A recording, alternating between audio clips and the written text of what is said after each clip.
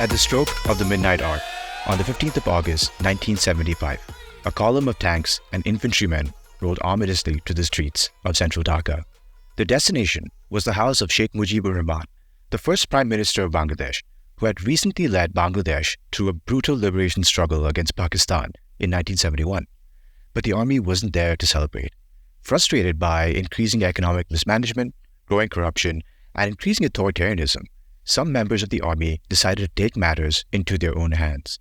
And on that warm August night, as India and Pakistan celebrated 28 years of freedom from the British, Bangladesh saw the assassination of its founding father and the massacre of his entire family. So ever since the inception of the state, Bangladesh has always had a messy transfer of power.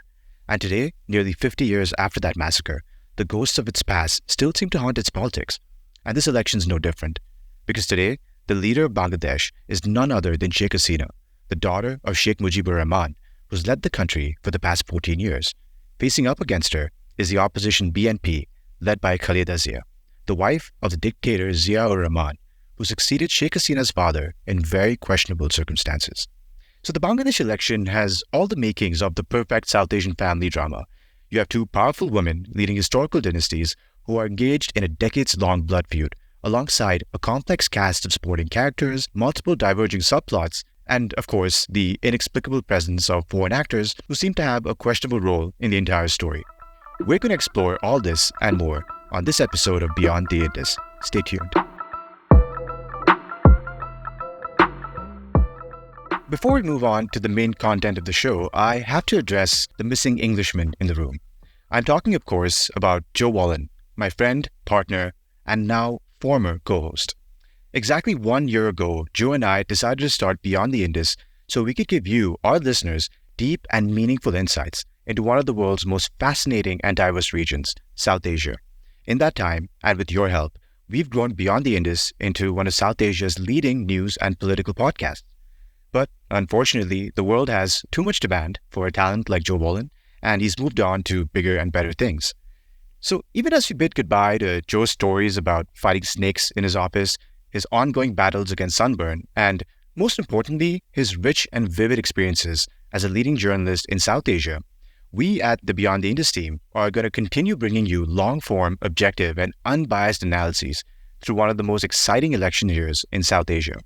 So, Joe, we're going to miss you here, but as you always say, onwards and upwards.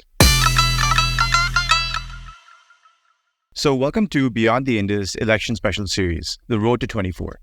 Over the next year, we're going to see some of the world's biggest and most important elections take place, as more than 2 billion people across 50 countries head to the polls. And South Asia is no different.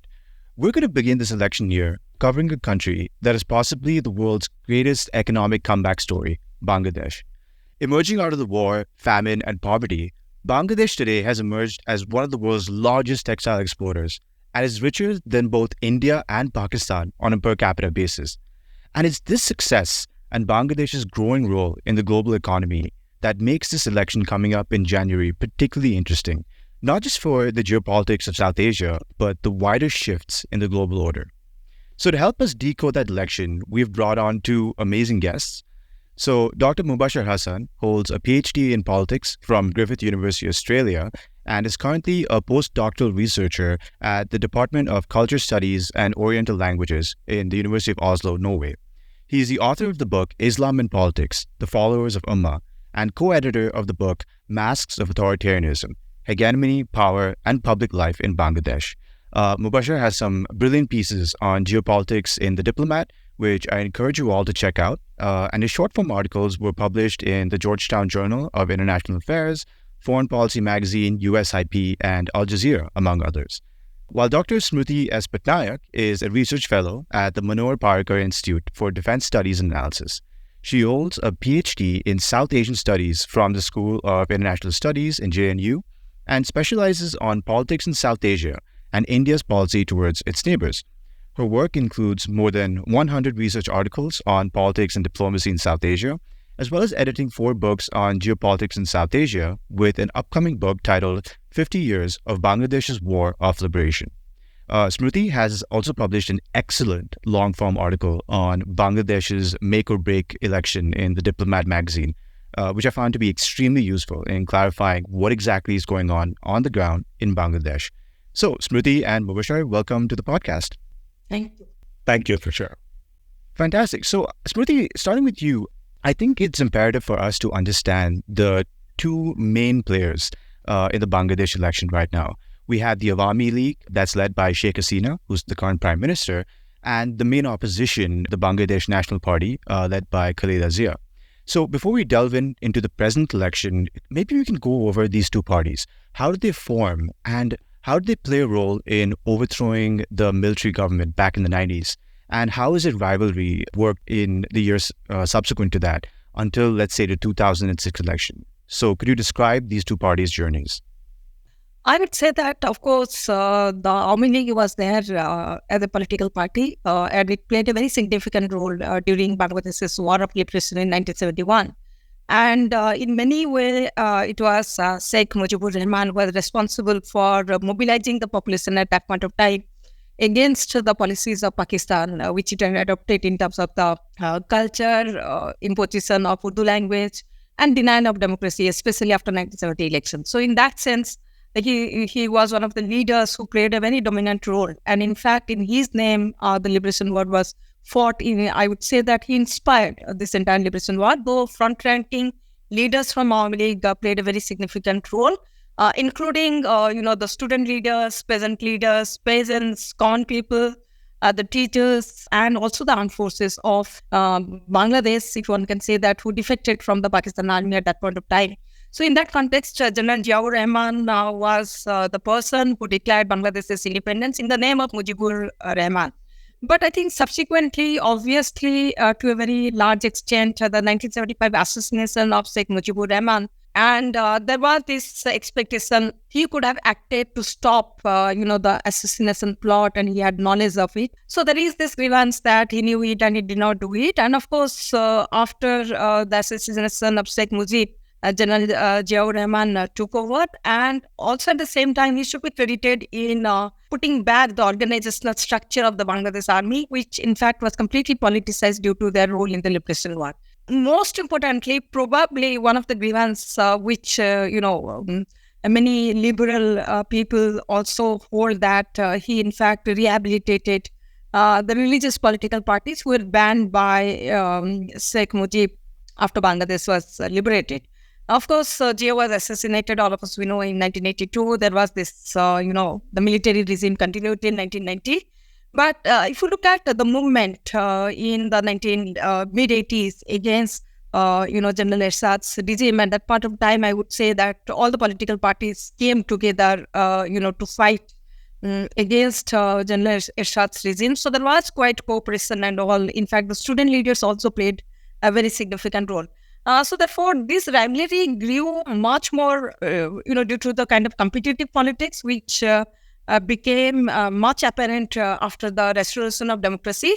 And it has gone now to such an extent that both leaders even don't even want to speak to each other.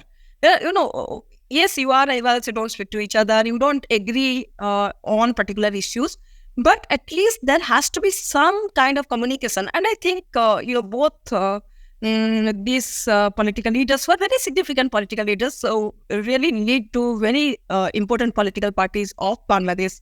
But, when you don't have conversation among each other, you may disagree. I'm not saying that it's necessary you have to agree.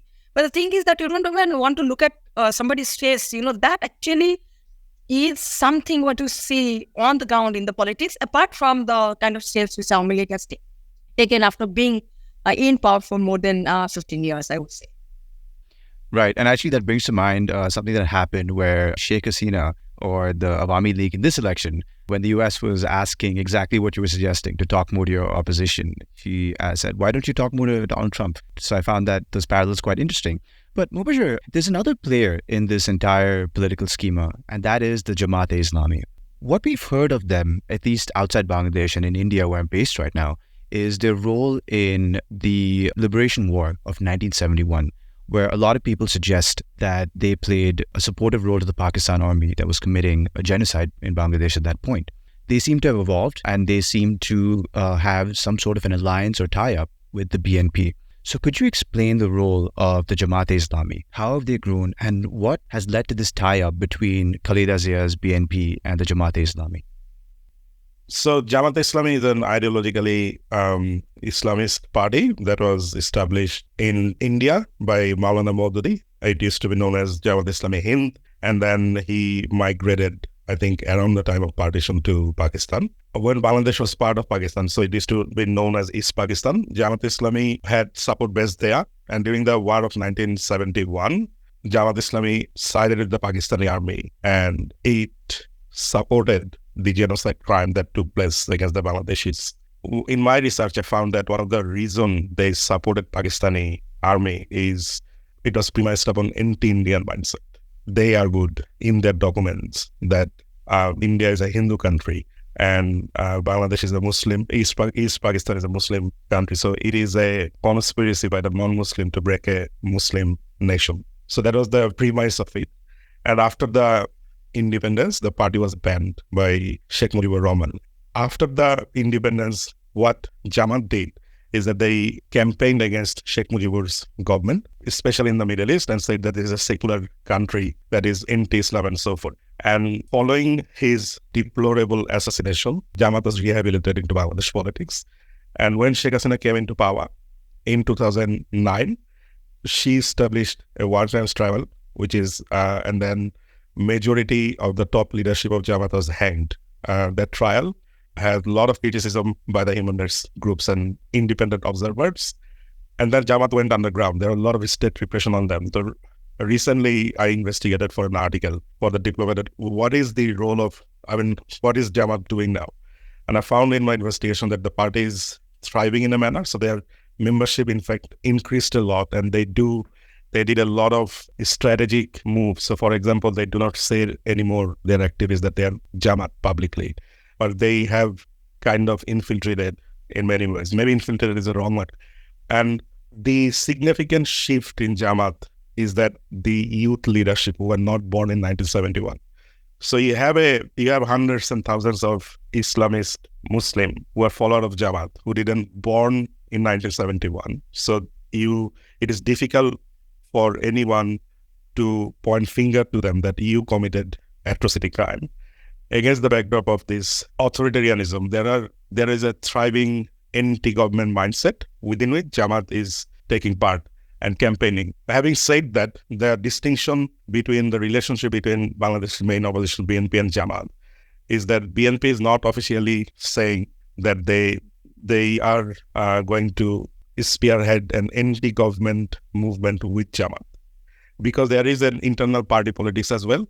In my understanding, is that previously, especially around 2014, when there's a lot of bloodshed in Bangladesh, and in 2013, about 500 people died in Bangladesh in political clash and state repression and so forth. And Jamaat claimed the credit. So they internationally and diplomatically, they claimed that it is our street force that is the most powerful. BNP do not have that street force. And that kind of, in my understanding, that kind of challenged the young leadership of Tariq Rahman. And when he took the power of the party from exile in London in 2018, in my understanding, he said that we need to show that we are also popular. And that is why they're keeping a distance, at least publicly. And to what Mubassir was saying, I think it's correct. The Jamaat, I think last year probably it said that since BNP is having its own program, where, if Jamaat is not associated, they have not consulted us. So we are making, we are parting our way from the BNP. But this particular, an interesting thing which happened on the 28th of October, in fact, I thought that probably Jamaat is planning to put its candidate, though I spoke to some of them when I was in Dhaka. I can say that, they also held a rally on the same date, but without permission. And the government did not take any action against them. So that actually surprised me. Probably somewhere the government was trying to bring them. And another thing is that Jamaat has always been on the wrong side of the history. Like, for example, if you look at 1947, the Jamaat Islami did not support the partition of India, saying that, it doesn't recognize territoriality of a particular Muslim identity. and it believes in one Ummah. And similarly, in 1971, that they also strongly believe that since after Pakistan has been created, so in a sense, this Bengali this liberation was based on Bengali language, culture, Bengali identity is something again the division of the Muslims. So therefore, ideologically they supported that. So therefore, these questions will be there. Jamaat has to reconcile itself with these questions. Now, the problem for Jamaat is that if it's going to reinvent itself without a ban by the government is not going to ban them for the obvious reasons. So they can't reinvent, because reinventing means you are accepting what happened in 1971, the Jamaat's road. And so that becomes a kind of difficult. You have the continuation of Jamaat. Jamaat has the cadre. Muasir is right. They are strong. Anybody who believes that they're not there, I really don't agree. They're very strong. They have, if you look at the elections where Jamaat contested in 300 seats, their voting percentage both in 1991 and 96 comes around 12%. When they have had a coalition with the BNP, it comes around 5%. So in a sense, they have a strong presence. And it is probably economically very, very strong party. A party which can provide economical, job to you.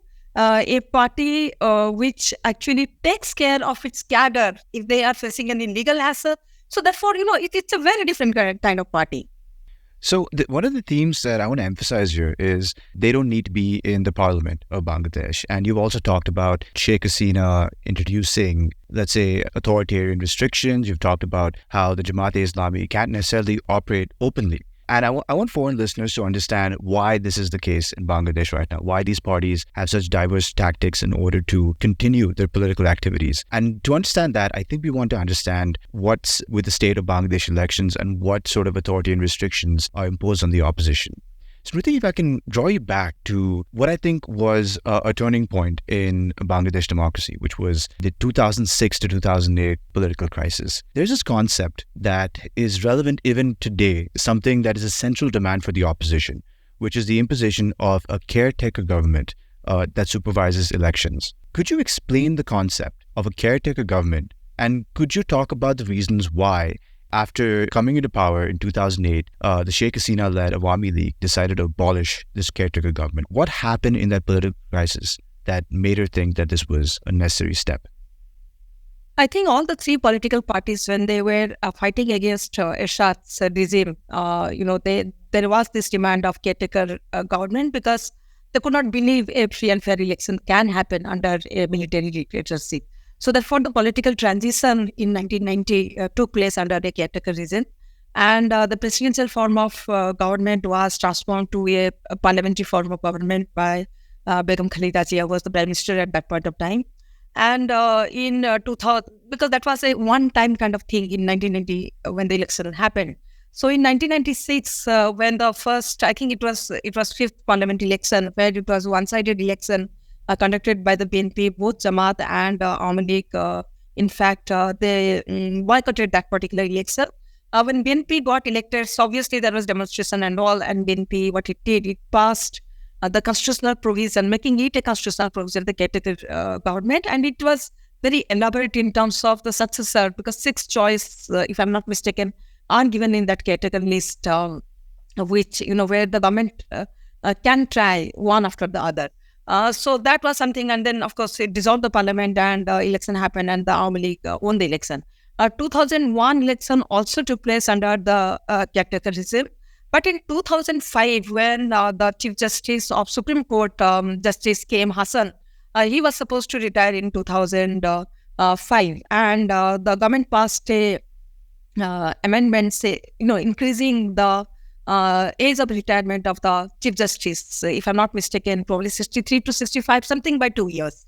That the opposition, Awami League at that point of time, saw that this particular amendment is moved, keeping a particular person in mind who becomes the chief advisor of the caretaker regime.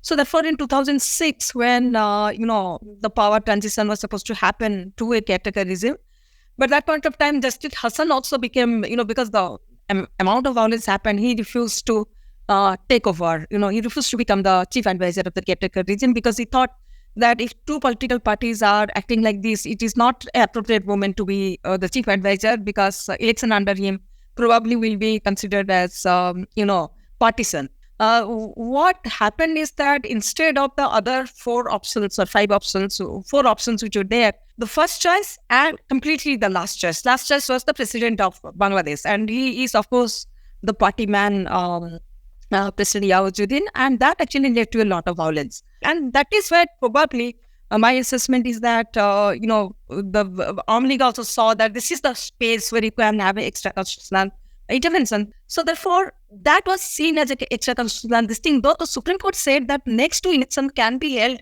under caretaker regime prior to, abolishing the system.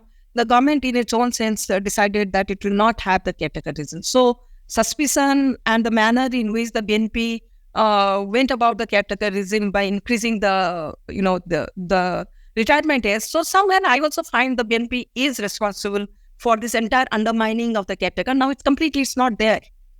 Right. Yeah, and just to understand this better, because I think if you live in one of the many democracies around the world, like India, United States, UK, this idea of a caretaker government, a different regime that comes to power to oversee elections, might be a bit foreign, a bit why is this necessary? Because we don't necessarily have these systems. So I guess my question is, when Sheikh Hasina decided to abolish the caretaker government, why was this seen as such an outlandish step? Because we have election commissions, we have different institutions in our own democracies to ensure that elections are free and fair. Why was this necessary, you think? Is it just a sort of constitutional power grab by Sheikh Hasina to make sure that she can retain power for longer? Or do you think that there are genuine good constitutional reasons for this system to be abolished?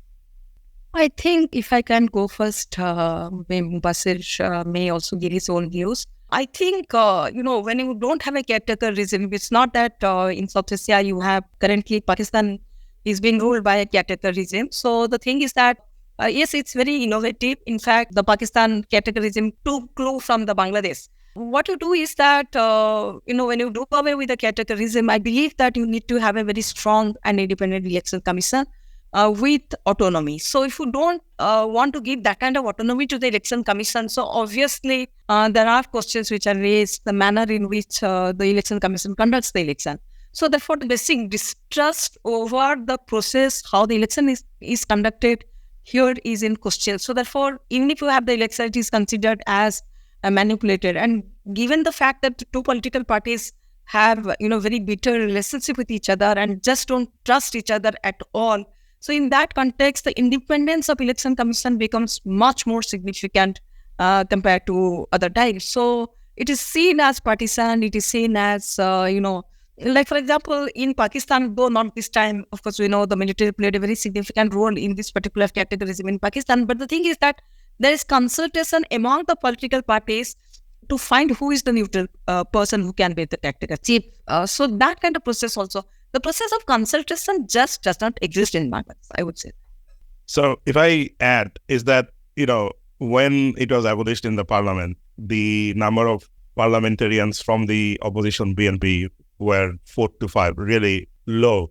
So we were dealing with the parliament overwhelmingly majority real with the ruling party. If you look into the independence of state institutions in Bangladesh, that doesn't exist nowhere. So the overall structure of this caretaker government was to make sure that the election takes place in a free and fair manner. And because of what happened between 2006 and 8, the trust is gone low. And when the election took place from 2014 and 2018, the past two elections, none of them were accepted by the independent observer and liberal democracies as free and fair. And that record itself says the motivation behind the abolishment of caretaker government. So coming to, let's say, the post-2008 regime that Sheikh Hasina has ruled Bangladesh continuously since 2008-2009. Like you said, Mubashir, none of the subsequent elections have been seen as free and fair. We've seen a variety of tactics that have been used to suppress the opposition. You also mentioned a huge section of the Jamaat, an opposition party, being hanged because of their role in 1971. But I want to sort of build up to how this actually takes place. How does the oppression and repression of opposition take place? Could you talk about the 2015 political crisis? To my mind, it's one of the most violent and bloody sort of demonstrations against, I believe it was a 2014 election. Why did that happen? And what was the response of the Awami League government that maybe sets a tone for the elections coming up in 2024? Yes, that's a good question. But before going into 2015, I also need to speak about the assassination attempts on Sheikh Hasina. So she survived, I think, at least 10 to 11 assassination attempts. The biggest one was in 2004 when there was a grenade attack on Awami League and Awami League's rally. And I think that was a turning point of the way Bangladesh politics has evolved. And then when she got to power and when there was this, not a lot of people were hanged. I mean, there are numbers of people who hanged, but also there are a lot of extrajudicial killing took place. So extrajudicial killings means state forces shooting down civilians without the oversight of court and justice system. And also we have seen systematization of enforced disappearance in Bangladesh. This whole thing, the 2014 crisis after the election, has its roots in 2013 when this Warcraft style took place, when this top leadership of Jamaat were hanged and one BNP leader was hanged. Because that was 2013, 1 year ahead of election, the opposition parties were hoping that if there is a chance of election, they will go, they'll form the government, and probably the record of the rivalry that has been explained well by Shruti so far would see that Awami League would be tried in different ways if the government was changed. So for Awami League, it was not possible for them, I think, to lose. And that is why they went ahead with, despite a lot of international pressure, by organizing this one-sided election. There are a lot of opposition activists were killed. There are a lot of public properties are burned down. There are protests all around the country. Buses were set in fire. People are burned. One of the issues with Bangladesh violence is that when there is an opposition political campaign goes on, and because of the politicization of the state institution, there are heavy chances that some of the events are sabotaged by the state to blame the opposition. It's as dirty as it is, the politics of Bangladesh. And within that framework, that pushed Awami League to take harder strands. And after that, I think Sheikh Hasina formed the government, and I think we're going to talk about the geopolitics in a bit later. So I would leave there. But coming to 2015 specifically, you said there was a demonstration or a series of demonstrations against the government. There was a lot of street protests. There was a lot of violence, but you're saying the provenance of that violence is questionable. It could have been perhaps some of them. I'm not saying all of them. I'm saying some of them. And there were reports in the newspapers and other places that ruling party people were also being arrested while they're going to set a fire. This is Bangladesh politics, unfortunately. So now, having gotten a decent overview of the politics of Bangladesh and all its complexities, I think it's time to start talking about the road to 2024. And in order to do that, I want to explore both sides, government, the ruling party rather, and the opposition and their tactics and strategies. So beginning with the opposition, after we've seen them suffer a lot of electoral repression, we've seen their leadership, in the case of Jamaat-e-Islami, being decimated, and we've seen whether security forces, intelligence agencies, or the judiciary being deployed against them to prevent them from engaging in a free and fair process. So maybe you could comment, Shruti, on how exactly these two parties, the BNP and the JI, as well as the other parties in the spectrum, of course, because there are quite a few parties involved here, how the opposition continues to do politics and strategizes when they're being oppressed in so many different ways. And in particular, how have they changed their tactics in order to retain their support if they don't have that much representation in the parliament? If I can, analyze both the BNP and the Jamaat, the four major political parties are Awami League, BNP, the Jatiya Party, and the Jamaat, who are of some electoral consequences. There are left political parties who are either other religious political parties. The Ikkojot at one point of time had 4 candidates, basically the Ulema party, but currently I think many of them is fragmented. Many of them have joined either the opposition or the ruling party. If you look at the BNP, obviously the current leadership who is within the country, Begum Khalida Zia, the two-time Prime Minister of Bangladesh, she's under house arrest after being convicted in, the Zia orphanage case, which actually does not make her eligible to contest the election. Moreover, she's also aging and not keeping well health-wise, even to take any kind of active political role. Because, like, for example, in many of the party meetings, the senior members, when they meet, there is Zoom meeting with her son, Tariq Rahman, who is staying in London in exile.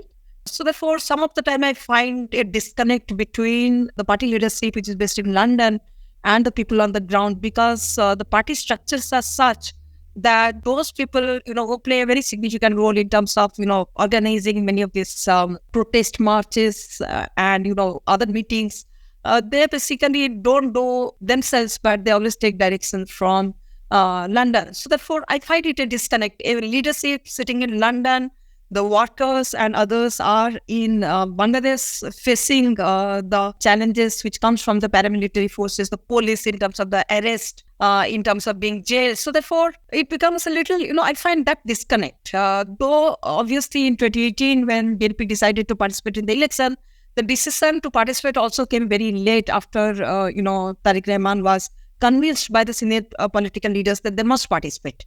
And this time, I think probably a year back, they had taken a decision that they would not participate in the election if, the caretaker regime is not there. The reason is that, the party leadership, Tariq Rahman, believes that even if they participated in 2018 election, the election was completely controversial and they only got very few seats, I think 6 seats or something like that. But I really do not know how even non-participation also benefits them. But of course, it's a different question whether Awami League even wanted the BNP to participate. So therefore, the party is not there in the opposition space in the parliament after 2014. And of course, in 2018, they were there. 6 of them were there. But also at the same time, when you don't have a political presence and you don't do the mobilization, the people who really campaign for you, your cadre get very, very demoralized. So that is one of the reasons. As far as Jamaat is concerned, it is, it for the past 2 years have been, doing politics in a very subtle manner. They don't want to get into a confrontation mode with the government. So therefore, the party's approach, as I said, is a much more long-term approach. As far as the left political parties are concerned, they, in a sense, so I would say that social role is much more significant in terms of, they get into, to the street to protect certain values of the liberation one, which I don't see other political parties doing. The other ulema political parties, some of them are, basically the Hafazat Islami currently is seen as close to the government. The Islami Sashan Tantra Andolan, they also have put up, they said that they put up 300 candidates. They're going to put up 300 candidates, but I really don't know. But they are not of major consequences. But if you take all the religious political parties together and put them against Jamaat, Jamaat is still strong, organized as a political force. My understanding is that, on December 16, we're talking about a situation where from late October to December, about 20,000 opposition activists are being imprisoned. Most of their top leaders are imprisoned. New York Times wrote a report in July that about 2.5 million Bangladeshi opposition activists are facing cases, and each of them are facing cases in between dozen to 400 against each of them. And they spend most of their time in courthouses. And recently, after the 28th rally, there are events that seen that opposition activists reportedly do not stay in their home at nights. Their livelihoods are taken, their family relationship is disrupted, and many of them are reportedly, according to the newspapers, are spending time in the river in boats and other places. Even so, it has become the Bangladeshi main opposition party, which really matters. Jamaat doesn't matter as much, is operating into some degree as an underground party without being underground. But what is interesting is that despite of this, on 16 December, they organized a rally to celebrate the Victory Day. And in that day, a journalist from Reuters reported that he saw that at least 300,000 people participated in that rally. So, and he went on and speak with the people that, who are these people? Are they all BNP activists? Because when we're talking about, most of our discussion has been confined within the parties. But, people play a lot of role where the parties participate in this politics. So his findings is that many of them are rickshaw pullers, day laborers, people who work in garages, street vendors. The reason is the rising price hike of essentials are biting quite hard to the people, and and some of them told the Reuters journalist, and he shared that with me. It's been 15 years. We haven't seen this going down. And that's why we are using that opposition vehicle to protest. And finally, Shruti's point is important, that there is a disconnect but my understanding is that if you consider the hierarchical social structure of South Asia, including India and Bangladesh, when party leaders, because they're elites most of the time, and in Bangladesh, all of them are elite families, and there are no poor leader you'll find in Bangladesh. They all are rich, unfortunately. So you'll find, when what Tareq Rahman did, according to the non-public knowledge, is that he uses the digital technology. So he uses WhatsApp, he uses Zoom to reach out the root level activists. And when they heard that they're talking about the son of former president and prime minister, according to the reports, they become quite energized. And that is the reason BNP is proving to be quite resilient at this time. And I want to finish with one statement, is that Bangladeshis are known as being resilient against the face of adversaries. If you look into what happened in 1971, if you look into the natural disaster and so forth, once they're convinced that they're in the right side, they would resist all sorts of pressure. And I think that sort of things is happening in the opposition camp at this moment. Because what happened is that according to a recent report, and the agriculture minister recently told the media that government even offered to release all the BNP activists if they participate in the election. So this repression was used as a bargaining chip to bring BNP to the election, to boost the legitimacy of the election to the international observer. But interestingly, if there's a disconnect, people would have joined, right? I mean, this is a good chance to become member of parliament, and you become member of parliament means you become rich, and you buy flats in Dhaka, Sydney, New York, whatever, how the things work. But none of them joined. And why is that? That is quite interesting. And so my theory is that this sort of leadership has been kind of proving to be quite strong at this moment, and it is becoming resilient. And if you go to the studies of political parties in other countries, when there is repression, they become resilient. And, the BNP is technically not an ideological party, nor is Awami League. I mean, their ideology is to keep the power and be rich. I would be as simple as that. And within that frame, why would these BNP leaders who are imprisoned didn't join the election? It says a lot about what is happening in the opposition party. I think it is becoming resilient. And with this price hike and all this stuff, and Shruti wrote in an article about the economy and other things, I think it is a bit different. There are slight sophisticated distinction that is going to unfold in 2024 comparing to what has been unfolded in 2018 or 2014. Fair enough. And Mubashir, you mentioned rising prices. You mentioned about getting rich, entering politics.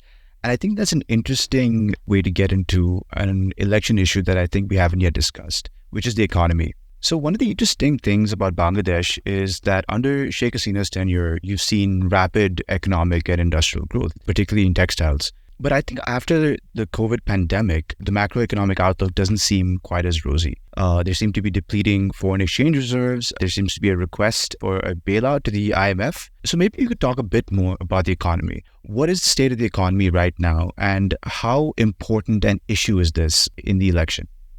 So Bangladesh economy there is dollar crisis going on. I think that is, I understand this from, I'm not an economist. From a general perspective, I talk with people and they said there are dollar crisis going on. But it's quite important to the extent that people go to travel or people need to pay for the LCs and all sorts of things. This is biting them hard, number one. Number two is that if it looks like Bangladesh is going ahead with the reform that IMF suggested. It means that in most cases, IMF suggests to reform the financial sector, that it comes with further price hike of energy and some other essentials. And that would be problematic. The core problem, I think, is that in Bangladesh, because of this long-term government, there are many syndicates. So the syndication doesn't only take place within the state institutes, it also takes place in business and all in many, every sectors of the society has been syndicated. That means that in every sector, certain group of people who have certain political affiliation, which is associated with the ruling party, benefited immensely. I'm not going to name them, but Bangladesh's biggest power supplier is among the top 10 Singaporean richest list. That gives a lot of indication of how this economy is running. So what I wanted to say that elites, the politics has become a good source of becoming rich quick. And one of the reason that this US sanction, which I kind of put a generally stop on extrajudicial killing and enforced disappearances, is that people who benefits from this sort of politics, they tend to plan to retire to the West. So even though Bangladesh is not a democracy, they would like their corrupt earned money to be protected in a liberal democracy. So the story of growth, absolutely, it's true. There are a lot of economic development has happened. We've seen a young and upcoming IT entrepreneurs as well, apart from textile entrepreneurs and so forth. But the question always to me was it widespread? And I'm sure City has a lot to add into that. But I don't think that growth was widespread. And that is why there are so that growth thrived over deprivation of a lot of people.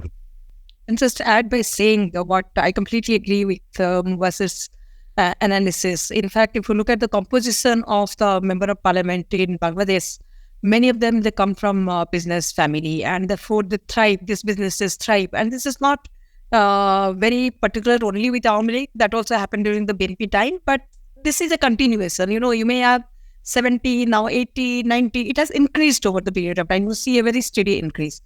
Second is that probably, I felt when I spoke to some of the people on the street, my feeling was that either people don't want to comment on the current politics because Bangladeshis are very, very politically conscious. They would love to discuss politics. Anywhere you speak to them, they will make some comments. But many people, I felt this time, refrained from making a comment, and probably either they think that it's better not to comment and be on your job, whatever you are doing. So while there is a lot of infrastructure which has come up with the investment of China, India and Japan in Bangladesh, and also at the same time, the absolute poverty also has increased. I really do not know what steps the government can take, as Muwassir was also speaking about getting money from IMF means taking very hard decision as far as the economy is concerned. And the common people, in fact, price rise is something many, many people spoke about. You can really feel, how the price is affecting the common people. I think that is somewhere probably, if you have a good opposition in the parliament, these are the issues which can be raised. So if the election is about seat sharing, then these are the issues which will not be raised. And that, in fact, as, even Muwassir was also pointing out, that this time the post-election scenario could be a bigger challenge compared to what it has been in 2014 and 2018. Right. And aside from the domestic players, what's very interesting in this election is how you have these different foreign actors participating in the geopolitics of Bangladesh that I haven't really seen before to this extent. The United States of America, the champion of freedom and democracy in the world when it's convenient, they've played a somewhat outsized role in Bangladesh this time around. And one of the things we've seen is increasing claims of American interference that seems to be resented by Sheikh Hasina and the Awami League, but is surprisingly celebrated by the BNP-led opposition. What is the U.S. doing in Bangladesh? Could you break down what the U.S. policy and role has been regarding trying to ensure free and fair elections? And more importantly, why is the U.S. doing this right now in Bangladesh? How does it align with Washington's geopolitical interests, given everything else in the world that's going on right now? That's a good question. One of the reason U.S. decision, so maybe I'll go back. So in 2021, on the Human Rights Day, U.S. imposed sanction on Bangladeshi elite paramilitary force, Rapid Action Battalion, and several of its officials for committing grave human rights violation, including extrajudicial killing and enforced disappearances. And two of those officials later were promoted to the head of police, so IGP. The current police head is also a sanctioned person by the United States. So, and after that, what we saw is that the rate of extrajudicial killing has slowly come down. So it's kind of stopped. And imagine this decision from a layman perspective living in Bangladesh, where state forces will knock someone's door and get someone from their family and just kill them or take them away. Their family would not know whether they're alive or not. And there is no way to get justice. If where they will go, because it is the state that was allegedly committing these crimes. And within that scenario, when this whole thing stopped, it was celebrated by the human rights activists. It was celebrated by the opposition, obviously, because they have been at the forefront of this repression. And it was also celebrated by a lot of people who are not politically associated either with BNP or Awami League. But, if you live in a country and if you see there are greater checks and balances on the state of power, you'll feel safer. So from that perspective, that US decision was quite popular in Bangladesh. But having said that, the whole election process, the way the regional power like India and China and also Russia openly sided with Awami League, and Americans are talking about free and fair election. But quite interestingly, after October 28th, they haven't talked much. So there are a lot of speculation about what is happening, because America, US, India, and America are also ally in Quad, and it is an important diplomatic alliance to deter the influence of China. And to India made it clear, and for obvious reasons from Indian perspective, is that it is in Indian national interest that Awami League continues. Whereas America says that it is America's national interest that democracy comes back to Bangladesh. And that standoff is quite interesting. And to unpack what are the motivation, one of the motivation is quite obvious, is that to deter the influence of China in Bangladesh. They have been investing in bridges, in tunnels, in ports, and many other sectors. But so Japan is doing the same. So is India is doing the same. So one of the argument is that US wants to deter China. Another argument is that some of the State Department officials really care about human rights, and there was a strong lobby from the human rights groups like Human Rights Watch, RFK Center for Human Rights within the Biden administration. And these things sometimes work with personal relationship and so forth. So that within this context, to sum up in one sentence, it seems to me that there are some tension between India and the US. And how does it going to reflect on the broader alliance? That's a matter for exploration for future. Yeah, if I can add what Mubassir was saying, in fact, when I look at US's reaction regarding the free and fair election and see complete absence of that particular criteria in Pakistan, I find it obviously there are geopolitical reasons. Second thing is that what I found it was not very very convinced. The opposition, in fact, took the US this visa restriction that a little seriously. They thought that probably US will be able to deliver a free and fair election, which actually it's very difficult. It could have been possible, as US has many other interests. I always say that Bangladesh need to thank the Israelis, especially the Awami Leaguers, because of the war in Gaza. The complete American attention is now there. They don't even now bother about what is happening in Bangladesh. Yes, interestingly, India's position in 2013 election, when the much criticized Sujata Singh mission to Bangladesh, where she insisted of multi-party election in Bangladesh, which will be in India's interest, and that was very much criticized. But interestingly, both 2018 and now, officially there is no statement from India. Statement has been that it's an internal affair of Bangladesh, and let the Bangladesh Constitution decide what kind of elections they want to have. But if you look at this particular statement and compare it with some of the elections which has taken place in the recent past, the Nepal election, the Maldives election, the statement is, it is saying that, it is those countries to see what kind of election they want. So because India does not want to get into all this kind of thing very openly in terms of, siding with one or the other. But obviously, as Mubassir was saying, because of the US press, I think Japan and China, especially the Chinese who don't come up very openly in terms of statement, but obviously the more you invest in a country, the more you'll give statement. We have seen that in the context of Nepal election, we have seen that in Sri Lanka. So therefore, the Chinese have very clearly said that, they'll stand by Hasina.